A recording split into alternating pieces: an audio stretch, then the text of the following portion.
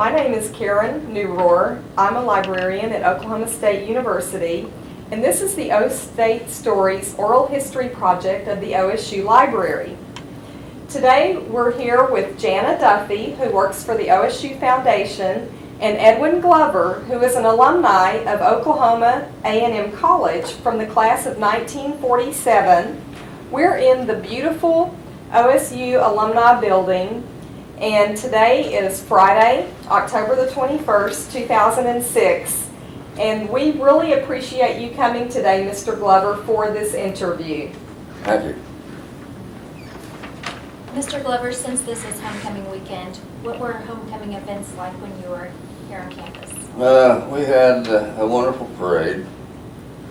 And of course, house decorations were extensive. And they decorated downtown. They decorated the windows downtown. And we had, the parade was an extensive parade. We had all of the National Guard and all of the ROTC cadets marched in the parade, and of course the cadet corps at that time was around 3,500 people, men, which, because it was required to take ROTC there. It usually was cold and blustery, and the young ladies that didn't have anything on froze to death. It was very cold, but children loved it, and the bands, we had bands, from all over the district, and it was quite enjoyable. And of course we had Armistice Day that went along with this. These were two of the big parade days we had. But we all went to see the house decorations and went to the parade. And it was quite a job to get to these sites sometimes, because we lived in the country, about 3 miles southwest of town on Western. And we had to walk in because we didn't have cars. We even rode an old iron wheel buggy, or an iron wheels wagon to come into town. So it would take us, maybe 3 hours to come 2 or 3 miles. Horses don't walk very fast. But it was a jostling ride, and very dusty usually. We usually had bad weather. I mean, it was either windy, raining, snowing, or something on homecoming. But everybody looked forward to homecoming, and it's a great tradition for OAMC and OSU to follow and extend into the future.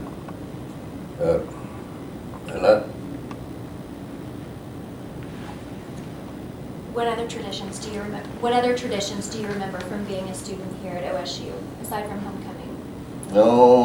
When you were a freshman, you had the beanie caps, and everybody called you Frosh. And the upperclassmen, you was always supposed to look up to them, and they hollered at you. You had to holler some word back, I don't know what it was. But, and they had belt lines at that time. And the belt lines could run from the campus clear down to Main Street and back up 6th Street, back to the campus. I mean, it was quite an extensive operation, and it was hazing, really. It was quite a hazing deal those days. Because they used their belts, and they ran the young people through the belt line, and they just whacked them as they went by. So it was something that we didn't look forward to. But it was one of the things that I remember. Also, just the campus, at OSU was always a beautiful campus.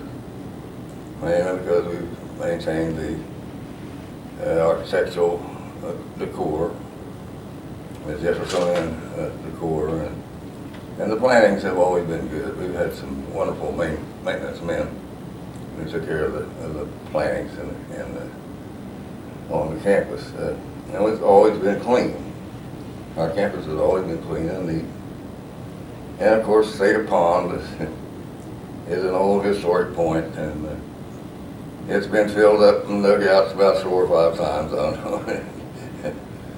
Yeah, it's just a wonderful place for the fraternities to throw their initiates in. And a lot of the fraternities throw their initiates in. Were there ducks and swans Oh, yeah. at Theta We Pond had when you duck were a bass, student ducks, here? And I don't know whether we had geese. I don't remember the swan, but there were geese there. And of course, the children always came and fed them, you know. And they, one time, rats got so bad, they killed a lot of on the island. There's an island out there, and the rats got in the island and killed a lot of the ducks and the geese. So they had to exterminate the rats. There's always been wildlife in the area. You know, small birds and squirrels and rabbits, and a good place is a park for the children. I mean, they even fish there. I mean, these little fellas in the summertime go out there and fish, catch those little mudcat. But those are some of the things I remember. Of course, the old power plant used to be quite a landmark, and it went down, I think, in 1950. And that was one of the things that kept me in school. Because when I started school here, I got a job working for 20 cents an hour, digging a ditch from Life Science to Whitehurst Hall. And it was a ditch that was about, I'd say 12 feet deep. And I was digging it in August, and I was the only person on that out there all by myself digging that. But I was happy to get the job, because I had no way in the world of going to school. My dad had no money because of the Depression and things like that. So it was an opportunity for me to go to school. And Mr. George Gibbons was the chief engineer, and he was a friend of my dad. That's how I got the contact. So I worked for a crew there for all 3 years before I went to the service, and learned to be a plumber and a steam fitter and help maintain all the heating and water and electricity for the campus. And I would hate to see the old power plant go, because there's a lot of fond memories there. We had quite a student crew, and we all liked each other, and had a lot of good times together. And we worked in the holidays, and so we worked quite often. You mentioned the military service. Could you talk about that a little bit? Okay, well, military service, the ROTC was mandatory here at OSU. And so when you come to campus, that was one of the things you had to do, is go get your uniform. And Captain McDonald was the old military properties custodian. He was about 4.5 feet tall, gray-headed, and it would take no guff from anybody. And if you barked at him, well, he'd bark back 3 times at you. And if you didn't like your uniform, he'd just say, "Well, come back tomorrow and I'll give you another pair." And he'd throw the uniform at him. You know, he just wasn't very tender to you. But we wore that uniform, 2 to 3 times a week, and it became main part of our wardrobe. We had close order drill, and had big companies, full staff companies. And I said the cadet corps was 3,500 inside, and we filled the space between the old gym and the stadium there. We could completely fill that. And most all of us, a lot of us, I don't say a lot of us, a select group of us became advanced ROTC, which meant that you would, in the end, get a commission. There was about 400 of us in this particular group that I was in. And we were 1 year late because they closed the ROTC office and we did not get our commission. So we all had to go to our branch school and earn a commission, our second lieutenant bars. Most of us went to Fort Benning, the Benning School for Boys, and got our, in June of 1943, and got our commission. Well, tell us a little bit about that, about the military Uh-huh. and your service. Well, most of us got our second lieutenant commission, and that qualified us to be what we call a small unit leader. It's really a platoon leader. And we all became platoon leaders in whatever branch we were in, and joined divisions that had been organized.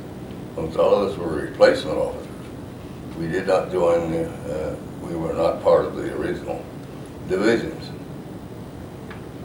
So we went out as second lieutenants and joined all of the fighting units in Europe and also in the Pacific. We had a sergeant, I forget what the sergeant's name was, that here at OSU was keeping a record and said that we had the worst casualty records of any ROTC unit that he had heard of. He said that we had well over 50% casualties. So we had really saw a lot of action. And we have had people in the Air Force, all branches of service. So OSU really contributed to the victory of World War II. It was the young leadership. If we hadn't had the young leadership, I don't think we could have won the war. It was very fortunate that we had the ROTC, and it's too bad that we don't have a big ROTC program now. And I think it would be much to our advantage to have one. Mr. Glover, I know you graduated from OSU in 1947, but you're active with the class of 1943 in terms of the ROTC. Mm-hmm. Can you explain more about that? Class of 43? Well, this is what I was talking about. These were the ones that did not get their commission here in ROTC, and so we had to go to our branch school and earn it. And we were all, as I say, there were about 400 of us that went to Fort Belvoir, Fort Benning, and any number of the Fort Knox, all of these schools, and they got their commission. And then they were assigned out to the units. But it's a distinctive group, and we meet. I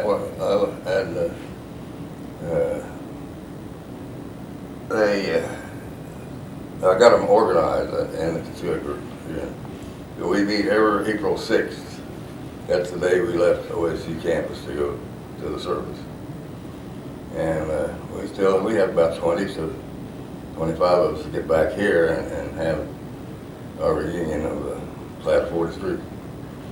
They were pretty close, and we'll keep in good contact with everybody. But it's been real enlightening to us.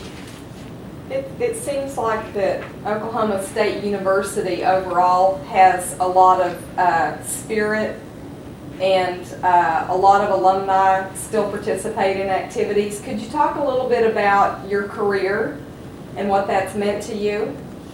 My career here at OSU, it's I say it's very, very enjoyable career, probably.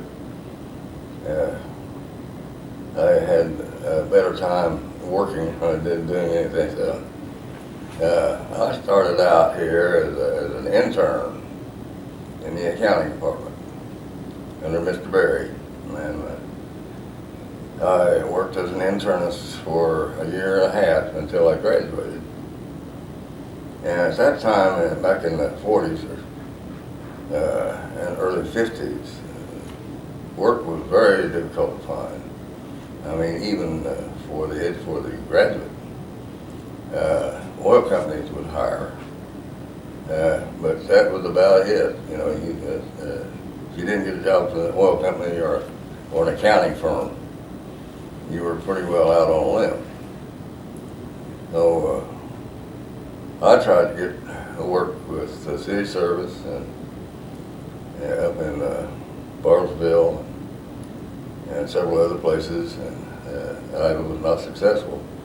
So I asked if I could join the staff there at OSU, and they hired me as an accounting assistant. And that was the beginning of my career.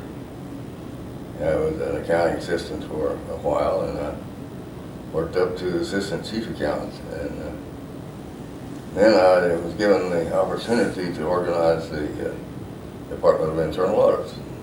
Dr. Louis Sanderson was the business manager at that time, and I had worked under him considerably.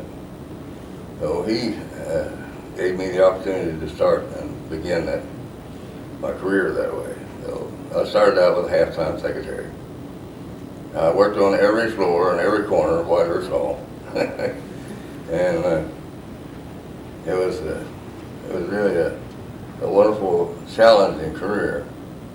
I had nothing to start with, and I started building it up. Then we didn't have a budget except for a half-time secretary and one full-time person, and that was not very much.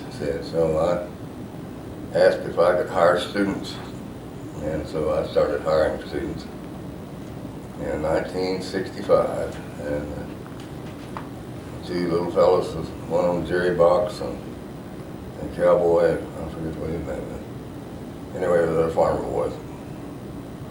And we started training these young men and women to be internal auditors of colleges and universities. And so this was the internship that we started there in the department. And we had 10 interns when we finished, and had about 400 students go through the program. All outstanding people and outstanding leaders across the nation, and really in the world, because we have people in Hong Kong and Hawaii Islands. That's that. But internal auditing is a lot of people think that internal auditing is an auditor routine, but really it's a management improvement oriented profession, where you go in and we have to live within the organization and go in and help the people do a better job. That was our objective, and that's why it became such an enjoyable thing, because we finally converted all the faculty and staff so that they knew we were coming to help them instead of coming in to find something bad about them. And so we lived on that, and from 1965 until 1987, that was my job. And I worked under, I guess, Dr. Bennett, Dr. Bover, Dr. Bennett, and Dr. Wilhelm, and Dr. Kahn, Dr. Bover, all of them, 5 presidents, all great people. And all of these, we just had a wonderful feeling of helping the staff and faculty and staff to do a better job. And when we stopped, well, they didn't. The change in the philosophy was extensive. It was not different, because they started reporting to the Board of Regents. And they no longer lived in the organization. But I had a wonderful professional career. And The campus has certainly changed yes. in the time that you've been here. Do you have any special memories of any of the buildings or anything that are on campus? No, the old In chemistry particular? building over there, it's gone. The post office was here. It's gone. All of the maintenance buildings were gone. The old coffee shop, you know, the Y coffee shop, yeah, the old Y, and with the fellow with his blind, he was blind. He and his wife both were blind, and they had a seeing eye dog that took care of him. And of course, the students, we all went there. That was one of the hot spots for us, and until the student union came up, and then of course the student union became. It said, well, Tiger Drugs, the drugstore on the hill there was another real popular place, and of course the upper stories of that was a dance hall, you know, it held a lot of the dances up there. Yeah. Do you remember when the library was built? Yeah, I remember the old library. Well, tell me When we about came that. back, when we came back from the service, we used to. There was a group of us, and the old library was a one-story building, and it was just a flat bookstore. I guess a book depository. We'd always go over there and sit on the steps and tell war stories, you know. And then when they tore it down, it was kind of sad to see it go because there's so many stories. The bursar was John Houck, and John Houck, the Library of Reserve, there was a reserve building, a little building off to the side, built out of brick. And John said that he had classes in there. He said, I was talking about some professor that couldn't see very well. I said, when people would come in, they'd come in and sit down and they'd check the roll, and then they'd throw out the window. And that he was a character.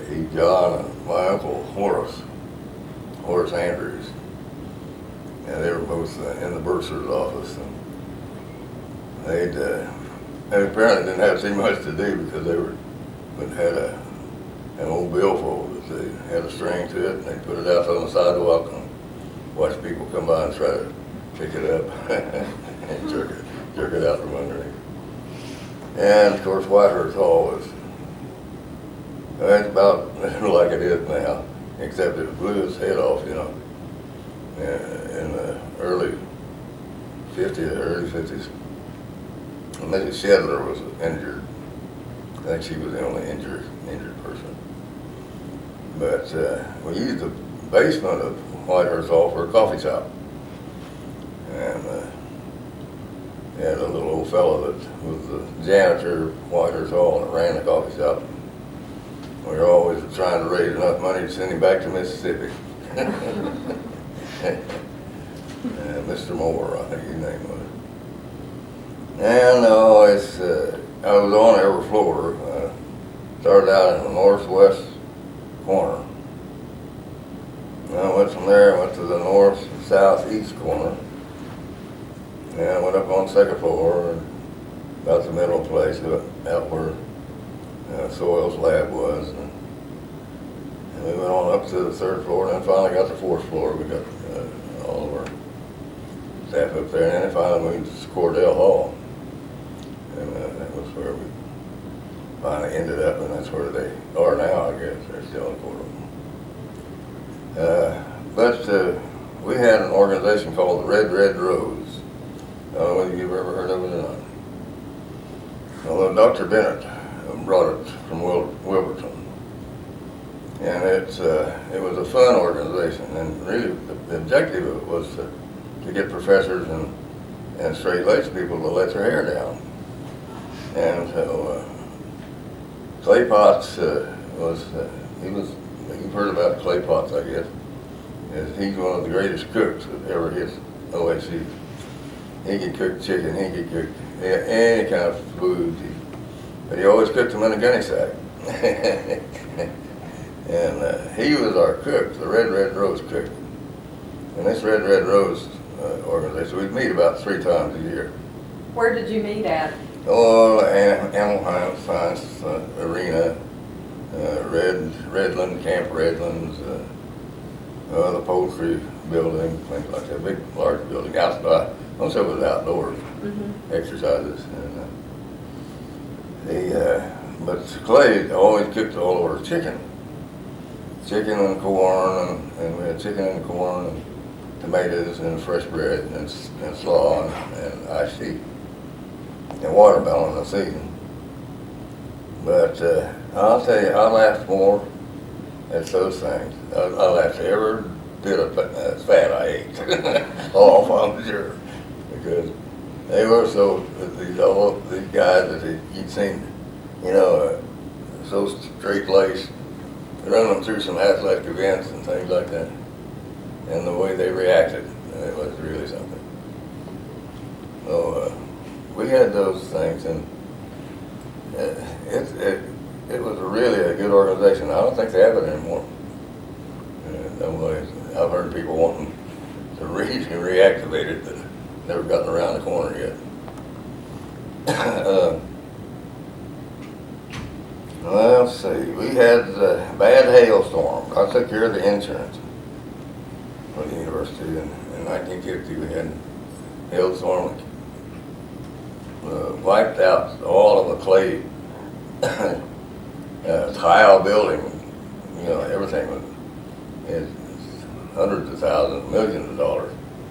And it happened twice.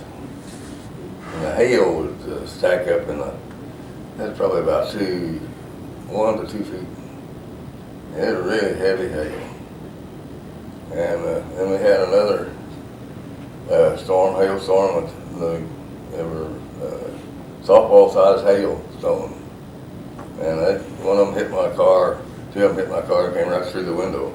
You know, I drove it in the garage, and the dang stuff just kept crumbling through the garage and banging away. Weather is a big factor in Stillwater. And we haven't had many bad tornadoes or anything like that, but we have some severe, drastic changes in the weather. And that's why I think the people in Stillwater are a little more tolerable than some of the people. What do you think about the changes that are occurring on campus today? Well, it's kind of sad, and it's kind of good. I think it's a sign of progress, and the fact that Mr. Pickens was so generous, we ought to take advantage of it and be the best we can. It's going to be real interesting to see how things turn out and see what results from the new construction. Do you attend sporting events on campus? Every basketball and every football game I attend. I wouldn't want to miss them. I've been watching OSU football since 1935. We used to walk in from out on the farm, and they'd give us some tickets, and we'd walk in. All these night games. And back in Exendine's coaching period, Waldorf, way back there. How did the students act at the games? Did they stand up and they stand up, make a big holler, ruckus? and it's about the same. It's just more of them. Was Bullet around back then? Huh? Bullet or Pistol Pete? No, Bullet's a huge recent addition. Pistol Pete was there. Pistol Pete's always been there. Yeah, I've helped carry a Pistol Pete to other games, take his hat. So as faculty and staff would drive them up and go to the ball games, usually up in Kansas and Colorado. Now that's a great tradition, and of course old Pistol Pete was a real person, and to dedicate him and eulogize him like he has, it's great. Did you meet him in person? Yes, no, I didn't meet him in person. Mm-hmm. I saw him in person, but I never met him. No, where we lived, out on Western and my grandmother's staked the claim from 19th to 26th and east, 160 acres there.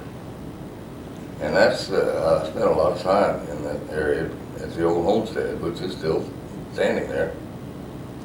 Because I stayed with my grandmother and grandfather in the winters, and I started school from their house.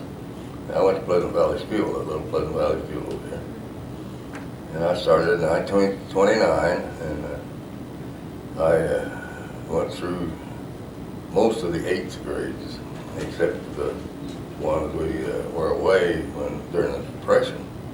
Everybody had to move with where they had labor, or had a labor chance. So that's a good little school. My mother was there, and her sisters and brothers, you know, and it goes way back. And a wonderful, wonderful program out there now.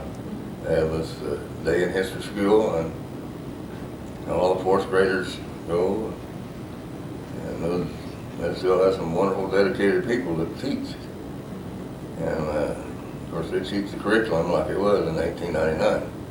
Did you say that your grandmother staked a claim? Mm-hmm. Was she in the land run? No, she was not in the land. Shortly after that, though.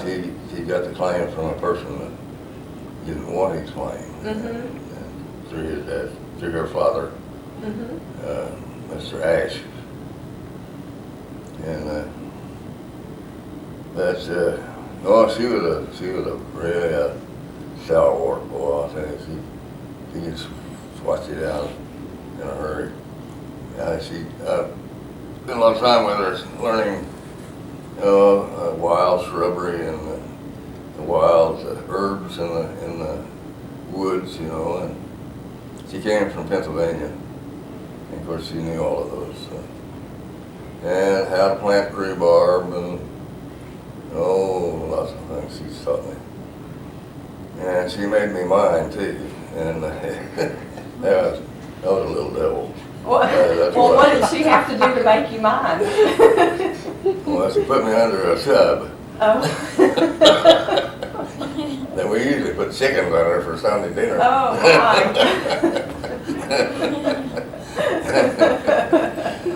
And she wouldn't let me out until I promised I wouldn't do whatever I did. And one time I had a real deal. I was supposed to empty all the mouse traps in the pantry.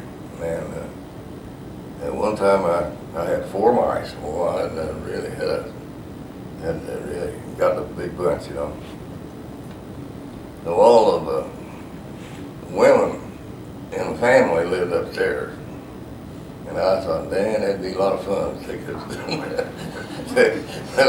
upstairs and see what they would do. Oh boy, they just went wild, you know. I put those mice on the floor. And I got reprimanded for that one, boy. Oh boy. But we had wonderful times out there. My grandfather, he was a firm believer in Santa Claus. And he'd get all the grandkids around the old Pot Village Slow at Christmas Eve, you know. And he'd go out and he'd get on top of the roof and stomp around, you know, and come back in. He said, "Here's Santa Claus out there." And he said, "Well, you heard him." He said, "If you don't go to bed, you're not going to get any chance and any presents." And he'd go off to bed. Get up the next morning as early as good, you know. And we celebrated everything, and, you know, and all the holidays, Easter, Thanksgiving, the beginning of spring, and all the birthdays. We had all the birthdays. Every time we would have one of these reunions, just food, man, just all kinds of food, you know. But we really look forward to it, the young boys and girls. And they'd run us off when they get ready to cook, but they'd run us to the woods. And we'd stay down there, come back. About the time we thought it was done. But, and we hunted a lot, and we hunted possum in the possum fur bearing season. I had friends. My favorite cousin was Ralph Andrews. He was my Uncle Leonard's boy. And then the Jacobs boys, George and Gina Jacobs, lived down the way. And every Sunday we would get together and go into the field, you know, and hunt rabbits and squirrels. Because it was one of our responsibilities to keep meat in the hopper there at home so we could have some food. And there's some funny things that happen in those things. That I could go on for hours. Had an old donkey called Rastus. He was an army donkey, and he was a good donkey. He worked real hard. We hook him up to a buggy and run up and down those hills, you know. And he didn't want to work, boy. He just better give up because he was going to go to the barn, dragging everything. And he'd go and finally turn him loose, and he'd get the farthest corner of the pasture and start braying at you, you know. Yeah. Those old hills over there, we had a lot of fun. Mr. Glover, have other members of your family attended OSU, and are they still, do you have any family members that are still here? My son, Tom, who lives over in Broken Arrow, he's a developer. And Linda Kay, she didn't finish school, but she went 2 years. Mm-hmm. And my wife went back to school. She's in interior design, and I don't know, she went 3 or 4 years. He didn't get a degree, but and of course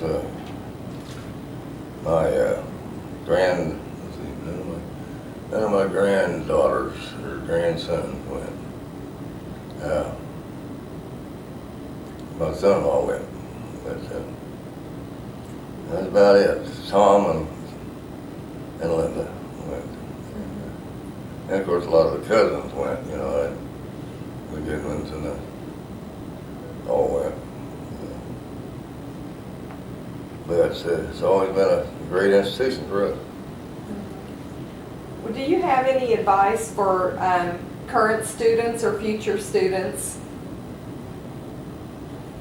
I'll go to OSU, of course.